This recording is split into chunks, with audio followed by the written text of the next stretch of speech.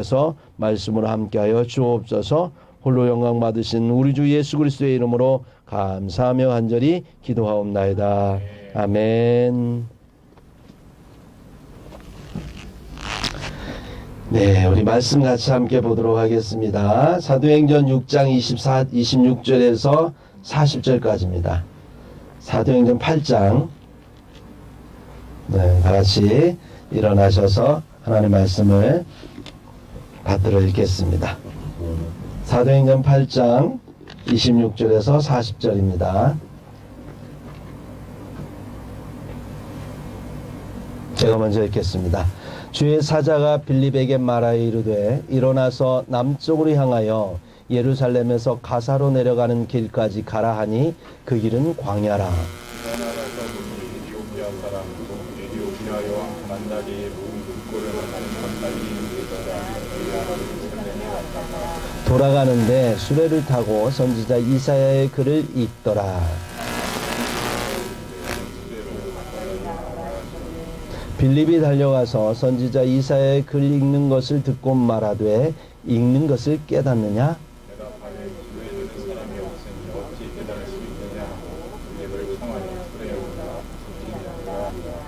읽는 성경 구절은 이것이니 일러스되 그가 도살자에게로 가는 양과 같이 끌려갔고 털 깎는 자 앞에 있는 어린 양이 조용함과 같이 그의 입을 열지 아니하였도다.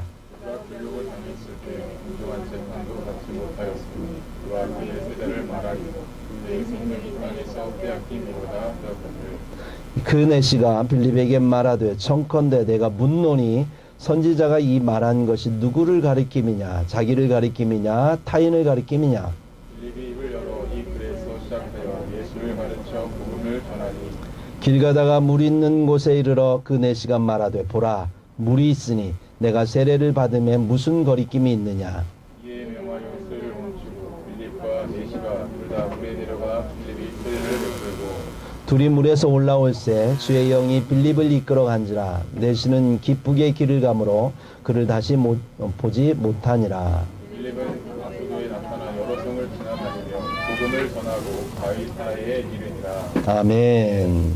네, 다 같이 앉으시고요. 네, 오늘의 말씀의 핵심 구절은 34절입니다. 같이 한번 읽겠습니다. 시작. 그 내시가 빌립에게 말하되 청컨대 내가 묻노니 선지자가 이 말한 것이 누구를 가리킴이냐, 자기를 가리킴이냐, 타인을 가리킴이냐. 아멘.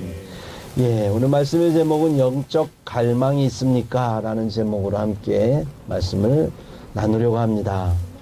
네, 여러분 인간은 어떻게 존재할까요? 인간이라고 하는 것은 태어나면서부터 질문으로서 존재하게 되는 걸 볼 수 있어요. 그래서 인간이 질문함으로써 의식이 생기는 것이고 그 의식함으로써 나를 느끼는 겁니다.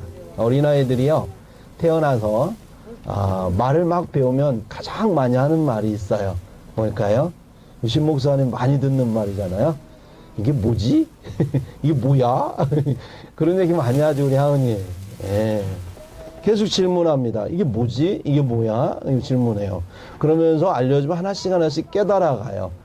그러면서 나를 느끼고 나의 존재감을 경험하게 됩니다. 예. 인간은 질문하면서 배우게 돼 있어요. 질문하지 않으면 배울 수가 없습니다. 그래서 벼슬 하지 않고 죽은 사람을 이렇게 비문을 세워줄 때 옛날에는 뭐라고 비문에 적었냐면 달성서시 학생지묘 이렇게 써놨어요. 학생지묘. 예, 왜 그러냐면 학생이라는 말이 뭐냐면 배울 학자에다가 날생자. 예, 나서 배우기 위해서 났다는 거예요. 배우기 위해서.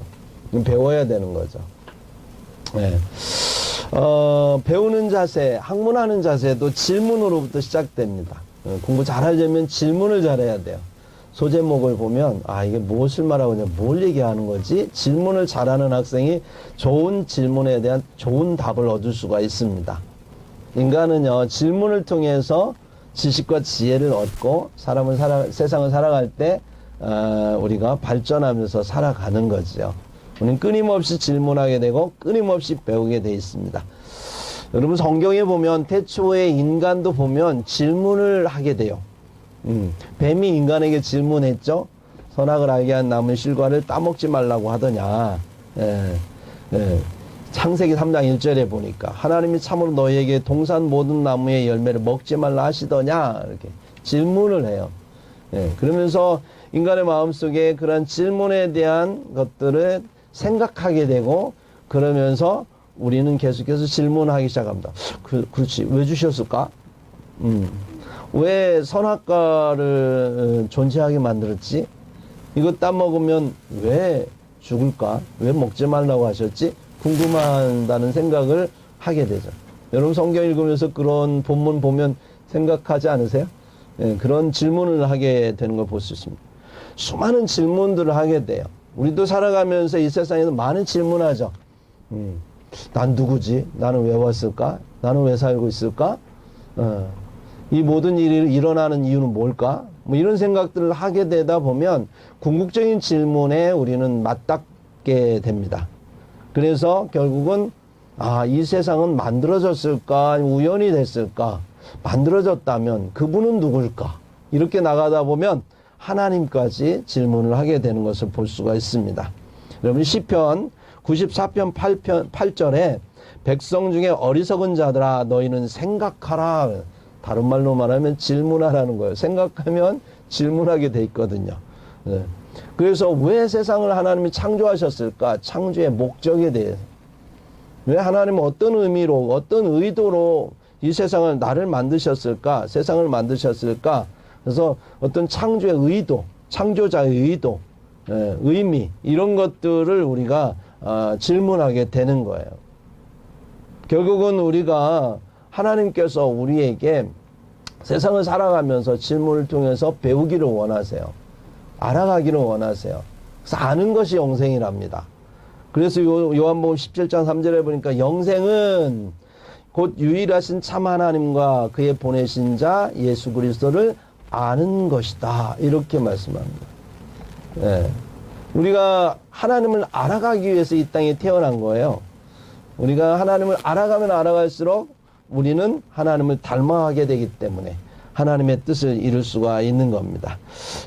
결국 우리가 안다라고 하는 것은 머리로만 아는 관념적인 지식의 알미 아니라 삶을 통하여 경험하고 깨닫는 알을 주님께서 우리에게 원하시는 거예요.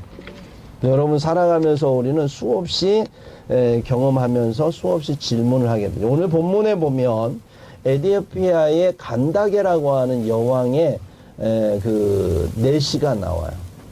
지금으로 말하면 비서실장이죠. 재정부 장관 정도 되는 것 같아요. 비서실장? 그 정도 될 것 같습니다. 이분은 질문이 많았어요. 이사야 53장 7절 이하의 글을 읽고 있었습니다. 그는 이사야 57장 3절의 말씀, 7절의 말씀이 사도행전 8장 32절 34절에 보면 그의 말씀을 읽고 있는 걸 볼 수 있어요. 읽는 성경 구절은 이것이니 일러스되 하면서 그가 이제 말하는데 그가 도살자에게로 가는 양과 같이 끌려갔고 털 깎는 자 앞에 있는 어린 양이 조용함과 같이 그의 입을 열지 아니하였도다. 이게 이사야 53장 7절 말씀입니다. 53장 8절에 보면 그의 굴욕을 당할 때에 그는 곤욕과 신문을 당하고 끌려갔으나 이사야 53장 8절에는 그렇게 나와 있어요. 근데 거기에 보면 공정한 재판을 받지 못했다는 거예요. 내용에는 공정한 재판을 받지 못했다는 내용이 안 나옵니다. 이사야 53장에는 그런 내용이 없어요. 근데 그게 생략돼 있죠. 그래서 내시 생각에는 왜 공정한 재판을 받지 않지? 그 정도의 그런 지위에 있는 사람 알잖아요. 세상이 어떻게 돌아가는지. 죄를 범하면 재판을 받아야 되는 거죠. 그죠? 근데 이 본문에 나오는 이 사람은 재판을 받지 않는 거예요. 그거를 생각하게 되는 거죠. 그러면서 이건 참 부당하다고 생각을 한 거죠. 그의 생명이 땅에서 빼앗김이로다 하였거늘. 그래서 내시가 빌립한테 묻습니다. 이 사람이 누구냐라고 묻는 거예요. 이 사람이 이 글을 쓴 이사야가 지금 당한 자기 얘기하는 거냐 아니면 또 어떤 그 사람을 얘기하는 거냐라고 묻는 것을 볼 수가 있습니다. 이렇게 질문이 많았어요. 성경을 읽을 때는 질문하며 읽어야 되는 거예요.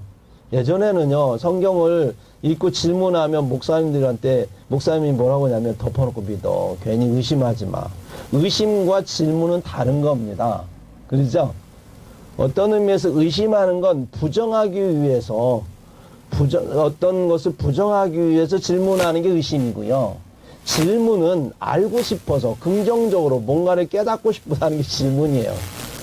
그러니까 21세기 지금의 우리 성도들은 질문해야 돼요.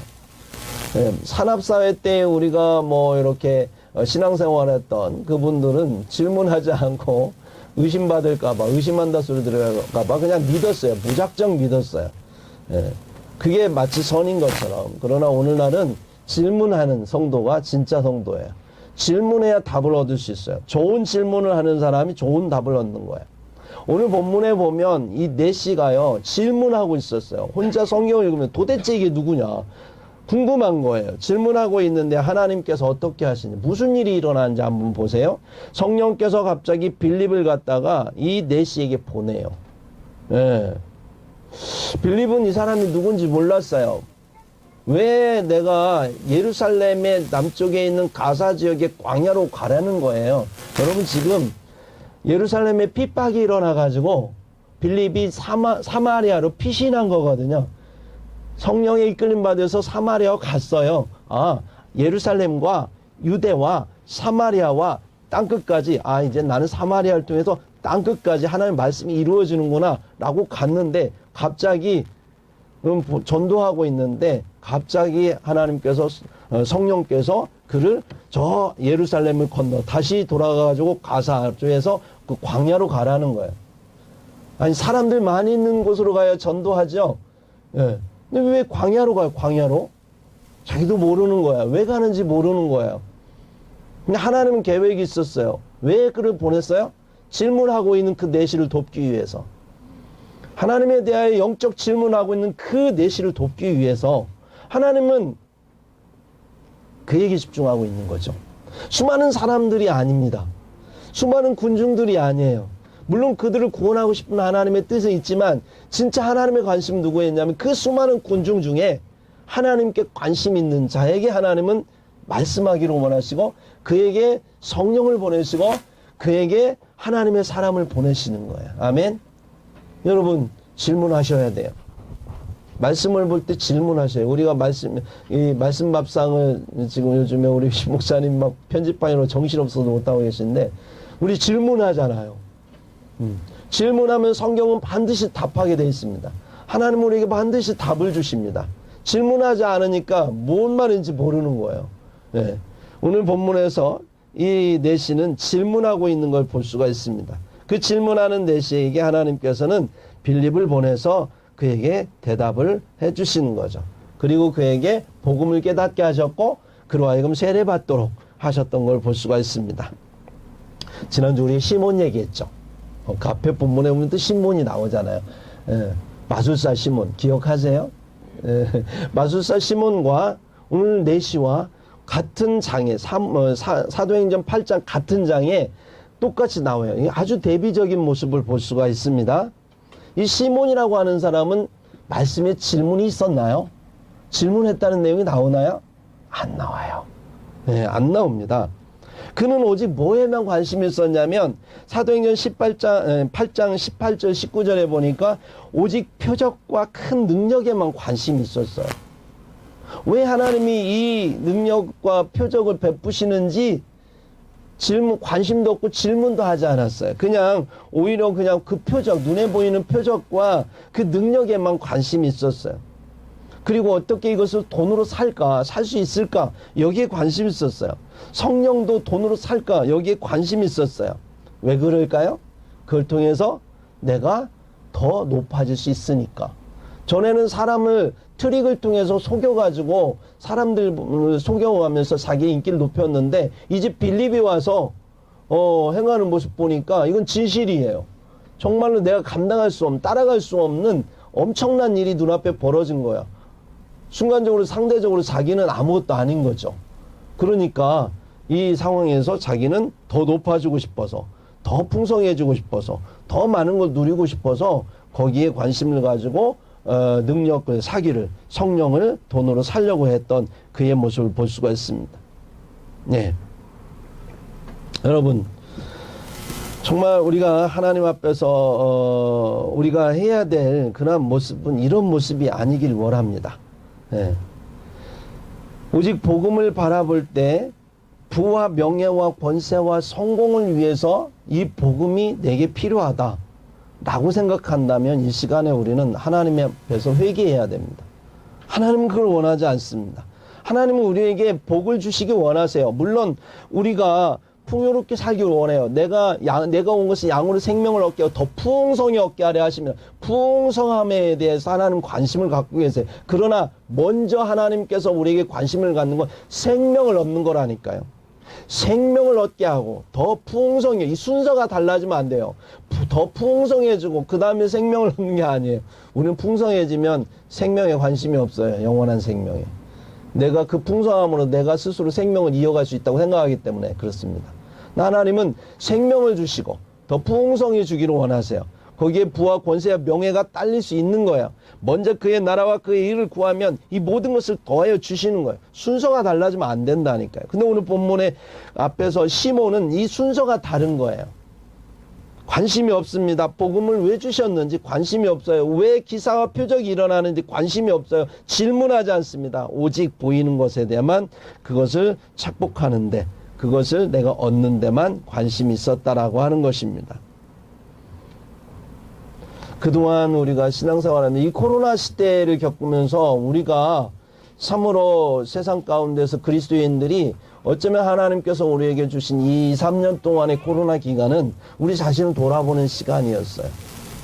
하나님 앞에 정말 복을 바라고 열심히 간구하고 열심히 하나님 섬기면서 한국교회는 지금 1인당 국민소득이 35,000불이 됐습니다. 예, 이 정도면 살만하지 않아요?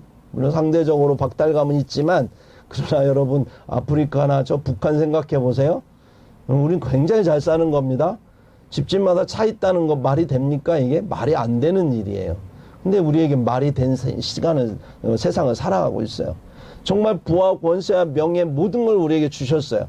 이제 한국 사람이 세계 어디를 가도 무시당하지 않아요. 오히려 그들에 의해서 한국 사람을 배우려고 하는 일들이 많아지고 있어요. 그만큼 우리는 하나님 앞에 축복을 받은 세대예요. 그런데 지금 어떤 일이 벌어지고 있어요? 교회가 세상에 밟히고 있어요. 왜 밟힐까요? 너희는 세상의 소금이라. 소금이 맛을 잃으면 사람들이 밟힌다. 누가 말씀하셨습니까? 예수님께서. 그 말씀이 지금 우리 눈앞에 이루어지고 있잖아요. 우리가 어느새 맛을 잃어버렸어요. 풍요로움을 통해서 우리가 열심히 했지만 교회가 하나님의 사람들이 세상 사람들 볼 때 맛이 없는 거예요. 살맛이 안 나는 거예요. 그리스도인을 보면 살맛이 나야 되는데 그리스도인을 보면 살맛이 안 나는 거예요. 교회나 세상이나 똑같다고 느끼는 거예요. 아니 교회가 더 추하다고 느끼는 거예요. 우리는 이 모습을 보면서 우리가 어디로 다시 돌아와야 되는가? 우리가 지금 어디에 관심을 갖고 있는가? 세상 사람들도 똑같이 부와 권세와 명예와 모든 걸 원해요. 물질적인 거 원해요. 육체적인 거 원해요. 근데 교회도 그렇게 하면 안 된다는 거예요. 근데 교회가 지금까지 그렇게 해왔어요. 하나님은 우리에게 그러한 복을 주셨어요. 여기서 우리는 더 나가야 되는 거죠. 그런데 그리스도인들이 여기에서 멈추는 거예요. 난 예수 믿고 구원 받았어. 나는 세례 받았으니까 구원 받았어. 여기에 멈추는 거야. 성경 공부 하자면 안 해요. 교회를 통해 삶으로 말씀을 살아내자고 안 해요. 모여서 예배하자 안 해요. 이제 사람들이 다른 이야기를 하기 시작했습니다. 자기들을 편하게 내버려 두라는 거예요. 내 개인적 신앙생활 하는 데 있어서 누구도 타치하지 말라고 하는 거예요. 나는 이미 천국 티켓을 받았기 때문이다 라고 하는 거예요. 이제 사람들은 이렇게 얘기합니다. 코로나 이후에 교회는 이렇게 가야 된다. 어떻게 가야 돼? 공간적 교회보다 사이버 교회 중심으로 가야 된다. 이제 홀로 예배해도 참 신앙인이 될 수 있다. 누구나 다 제사장인데, 누구나 다 왕 같은 제사장인데 굳이 왜 가서 목사한테 배워야 되느냐 이거예요. 그냥 혼자 기도하고 혼자 예배해도 충분하다는 거예요. 그게 참 신앙인이 될 수 있다라고 하는, 그렇게 지금 세상은 얘기하고 있어요. 교회 가면은 이래라 저래라 무엇하라고 목사님이 막 시키니까 귀찮은 거예요. 이젠 교회에서 요즘 봉사하라면 어떻게? 예전에는 권사님들이 강남의 목사님이 그래, 강남에서 목회하시는 목사님 그러시더라고요. 예. 예전에는 뭐 권사님들, 잘 사는 권사님들 와서 뭐 식당 봉사하라면 했대요. 근데 요즘에 하라고 하면 한 3년 쉬었다 왔더니, 목사님 차라리 내가 돈 줄 테니까 사람 사서 하세요, 이러신답니다. 예, 자기 집에서 하듯이 그렇게 하는 거예요. 맞는 말 같죠? 어느새 우리는 우리의 몸으로 하나님 앞에 헌신하고 하나님 앞에 나아가는 것을 이젠 버리게 되었어요. 모든 걸 다 돈으로 하려고 하는 우리 신앙인의 단적인 타락한 모습을 지금 보고 있는 거예요. 이 코로나는 우리에게 그동안에 우리가 신앙생활을 통해서 어떤 신앙인의 모습을 갖고 있는지를 돌아보게 하는 그러한 것을 보게 됩니다. 예. 앞으로 교회는요, 사이버 교회를 통해서 그래서 내 마음에 드는, 내 취향에 맞는 동아리 같은 그런 모임 속에 똑같이 마음이 맞는 사람끼리 모여서 같이 신앙생활하는 그런 교회를 추구해야 된다라고 말을 합니다. 이젠 교회 안이 아니라 교회 밖에서 그러한 모임을 이렇게 하는 것을 당연한 시대가 온다라고 얘기하고 있어요. 이게 지금 세상이 우리에게 말을 하고 있습니다. 공통점이 뭐냐면요, 나 편하게, 나 개인적인 신앙을 갖는 개인주의적인 신앙에 누구도 타치하지 말라는 거예요. 내 맘대로 내가 해보겠다는 거예요. 성경 관심 없어요. 성경이 지금 무슨 얘기하는지 지금 이 이야기 속에 있습니까? 질문을 해야 되고 성경에서 답을 얻어야 돼요. 목사님이 얘기하는 것이 목사님의 어떤 이득을 위해서, 목사님이 원하는 어떤 꿈을 이루기 위해서 말하는 것처럼 이해하시면 안 돼요. 목사도 성경에 집중해야 되는 거예요. 저도 성경에 집중해서 성경에서 말씀하는 걸 말해야지, 내 의도와 내 욕구에 따라 여러분을 이용한다면 저도 하나님 앞에 심판받아야 돼요. 여러분 베레아 사람들처럼 말씀 들으면서 생각하세요. 이게 목사의 말인지 이게 성경 하나님의 말씀인지 여러분 판단하셔야 돼요. 이게 하나님의 말씀이라고 한다면 여러분은 다른 말 하시면 안 돼요. 세상이 말해도 그 말을 들으면 안 돼요. 하나님의 말씀에 집중해야 돼요. 나 목사님이 얘기하는데 그 말이 성경이 아니면 여러분 순종하지 마세요. 그거는 목사도 잘못됐기 때문에 그래요. 오늘 주님은 에디오피아 간다게의 그 여왕 간다게 내시를 통해서 어떻게 우리가 신앙생활 하기를 바라시는 우리에게 말씀하고 계시는 걸 볼 수 있습니다. 네. 이 내시는 복음에 굉장히 관심이 많았던 사람입니다. 성경에 관심이 굉장히 많았던 사람이에요. 그는 성경을 배우고 싶었고 그 성경에서 말하는 그분이 누군지를 알고 싶었고 하나님의 의도, 말씀하신 그분의 뜻이 뭔지를 알고 싶은 진정한 예배자였어요. 여러분 27절 같이 한번 읽어보겠습니다. 시작. 일어나 가서 보니 에디오피아 사람 곧 에디오피아 여왕 간다게의 모든 국고를 맡은 관리인 내시가 예배하러 예루살렘에 왔다가. 제가 왜 여기를 읽게 만들었을까요? 중요한 건 이거예요. 예배하러 예루살렘에 왔다가. 예. 왜 제가 그런 말씀드리냐면 이 사람이 예루살렘에 온 목적이요, 이 고위 관리직이 가진 이 공무원이 공무를 수행하러 온 게 아니에요. 여왕의 어떤 그런 그 외교적인 어떤 공무를 수행하기 위해서 예루살렘에 온 게 아니고, 그 바쁜 와중에 그 업무를 굉장히 많이 바쁘고 뭐 여기 돌아다니는데 그 와중에도 예배하러 예루살렘에 왔다는 걸 여러분 집중하셔야 되는 거예요. 그냥 뭐 에디오피아에 거기서 예배해도 되지 않아요? 예루살렘 향해서 그냥 창문 열고 그렇게 예배할 수 있어요. 그것도 하나님 뭐라고 하지 않아요. 그죠? 그런데 굳이 예배하러 하나님의 성전이 있는 예루살렘을 향해 그 바쁜 와중에도 그 목적 자체가 그냥 예루살렘에 놀러 왔다가 아니면 공무 수행차 왔다가 그래서 그냥 온 김에 예배하고 가는 게 아니라 목적 자체가 예배하러 왔다는 거예요. 예배하러. 그냥 여러분 성경 읽으면 쑥 지나갔던 얘기죠. 주님은 그것에 집중하는 거예요. 이 사람이 진짜 예배자구나.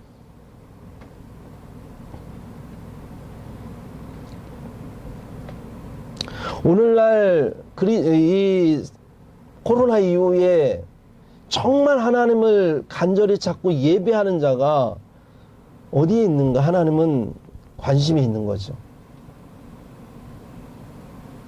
예배당에 가야 되느냐 말아야 되느냐, 가는 것도 좋고 안 가도 좋고 뭐 이런 것들이 뭐 지금 시대의 흐름에 따라서 판단하는 게 아니라 내가 진짜 예수를 사랑하는가,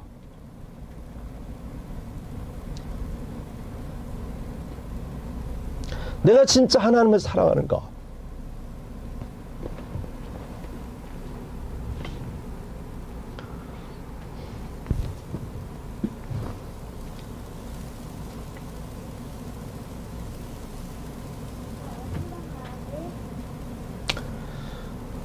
유대 씨는요, 하나님을 진정으로 사랑하는 사람이었습니다. 23절에 아까 같이 읽었죠?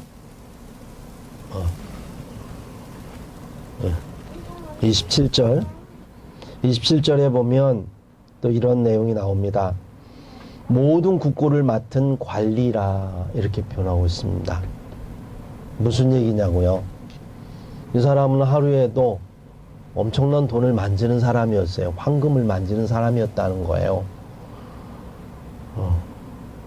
그러면 비자금 조성할 수도 있고요. 돈에 대해서 굉장히 관심 많을 수 있어요. 돈으로 세상이 다 된다고 생각할 수도 있는 사람이죠. 그런데 시몬하고는 전혀 다르잖아요. 시몬하고 전혀 달라요.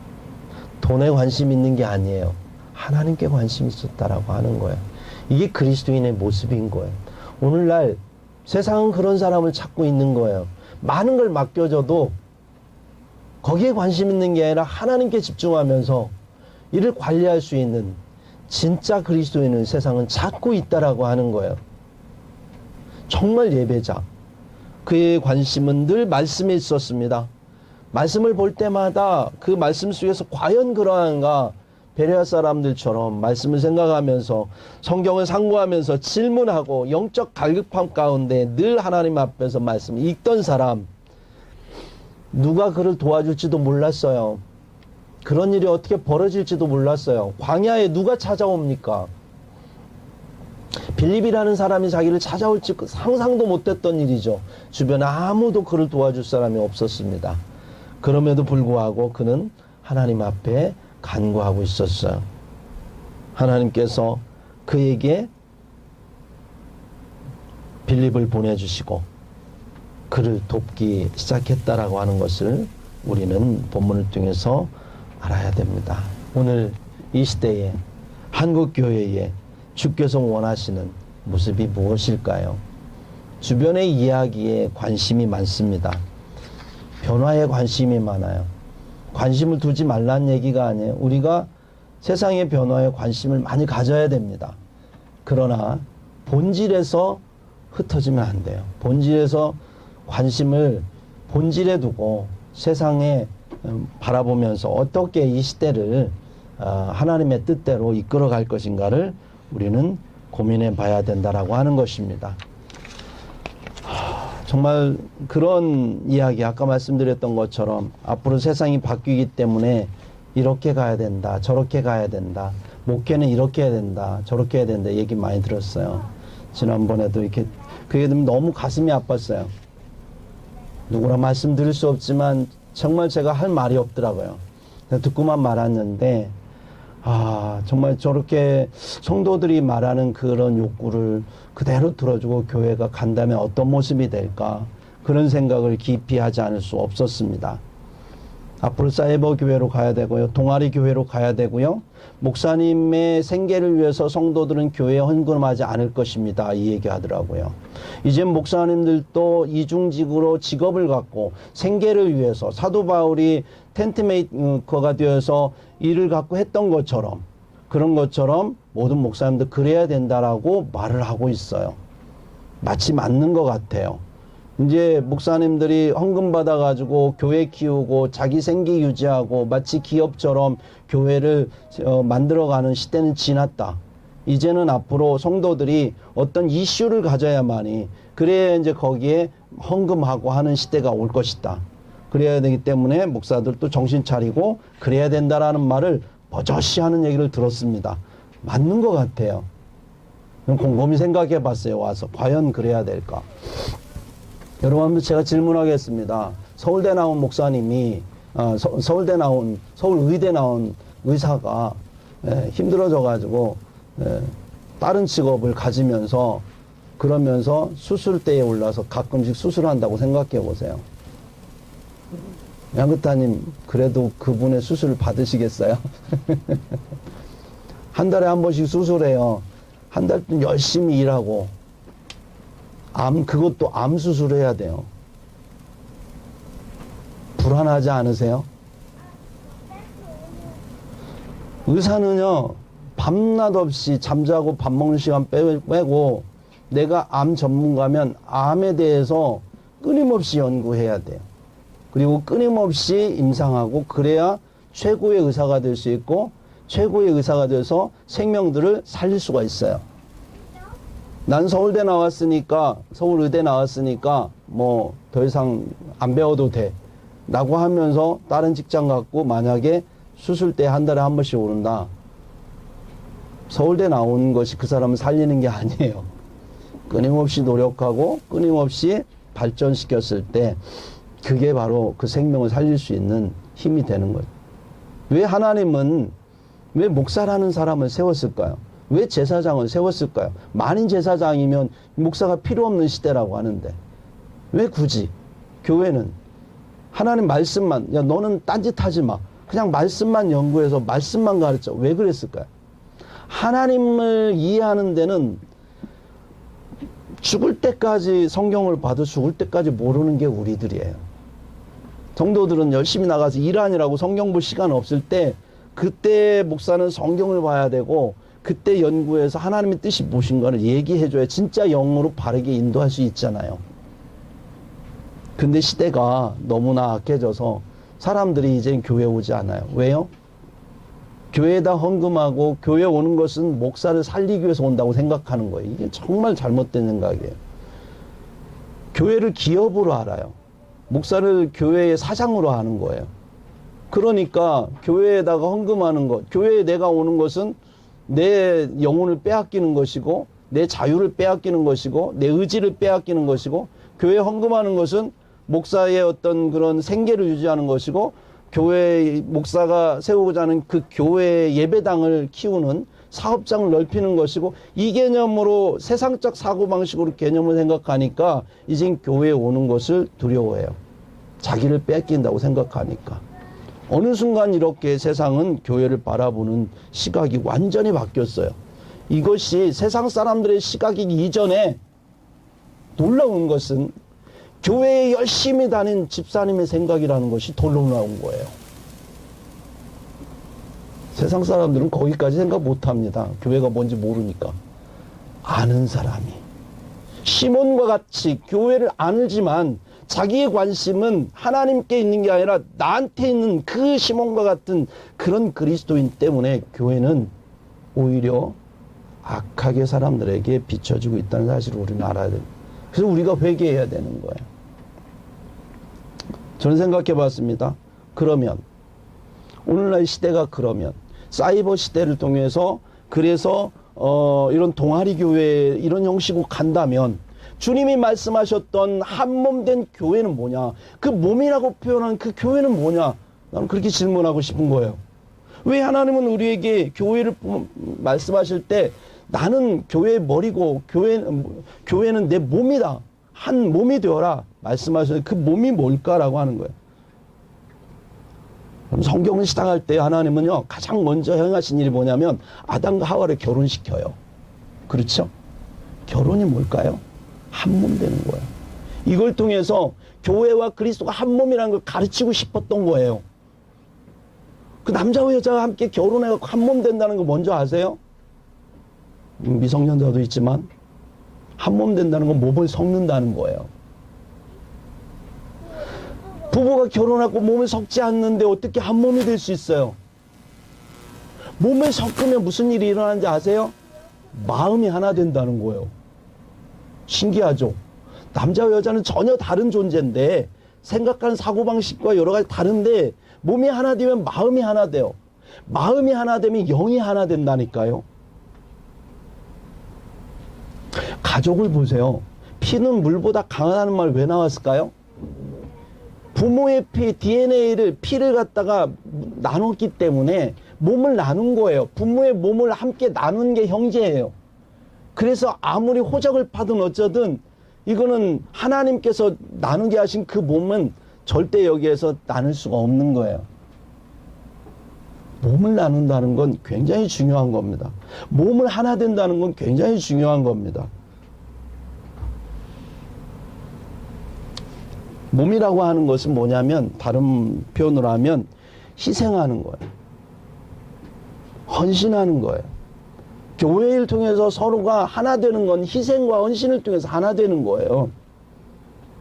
서로 만나지 않으면서 그러면서 내가 널 사랑해 할 수 없죠. 여러분, 서로가 희생하고 헌신할 때 어떤 감정이 생기냐면 아, 저분이 날 사랑하는구나.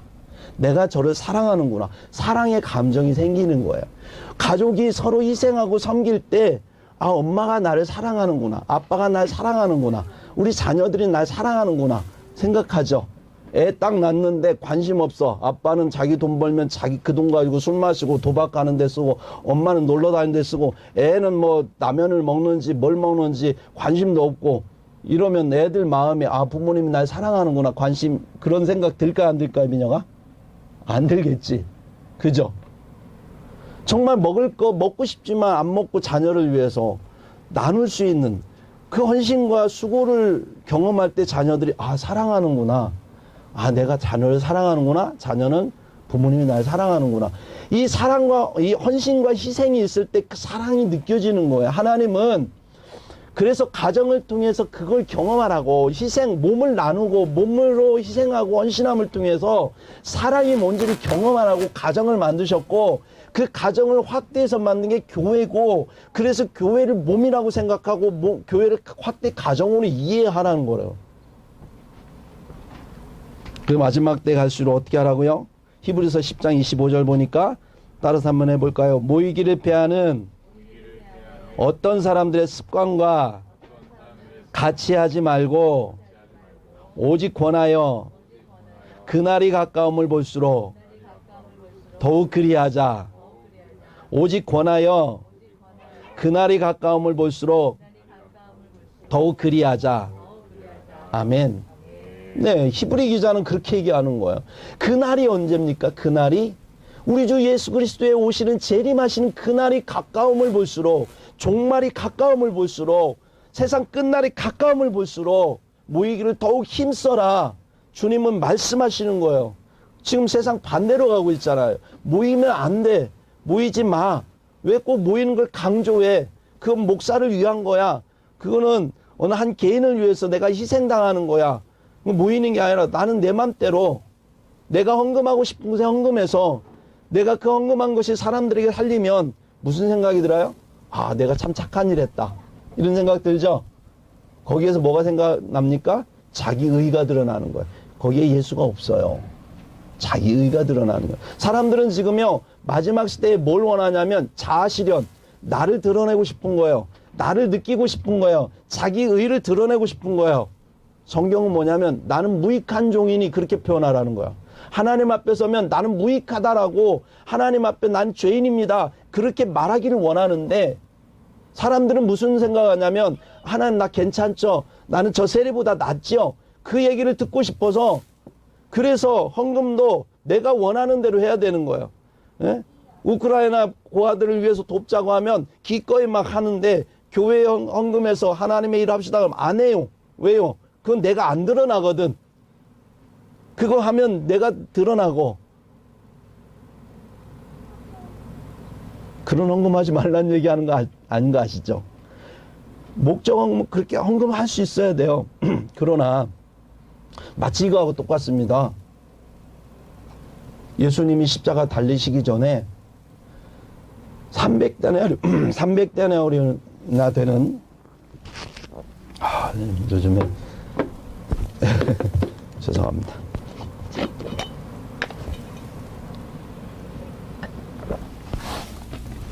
에어컨을 키니까 목이 말라요.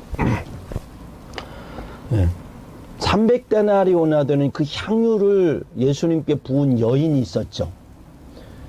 그걸 보면서 이 가룟 유다가, 딴 사람도 아니에요, 가룟 유다가 세상에 그걸 팔아서 가난한 자들을 도우면 얼마나 좋을까, 왜 그걸 깨가지고 예수님을 낭비하느냐, 이 얘기합니다.